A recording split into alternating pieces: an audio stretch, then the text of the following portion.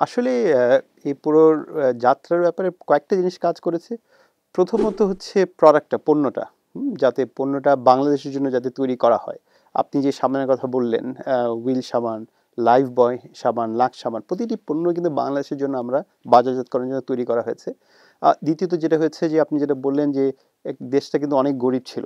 So আমাদের তখন এমনভাবে এটাকে মূল্য ধারণ করতে মূল্য করেছি যাতে লোকজন কিনতে পারে।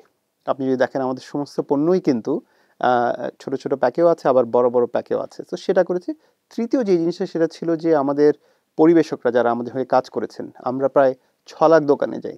তো এটা দেশের বিভিন্ন প্রান্তে আপনি কিন্তু ইউনিলিভার পণ্য দেখবেন। তো এই কয়েকটা জিনিসই আমাদের কাজে দিয়েছে। ব্র্যান্ড, প্রাইস পয়েন্ট এবং আমাদের ডিস্ট্রিবিউশন যেটা। এই ৩ টার কারণেই এতদূর এসেছে ইউনিলিভার।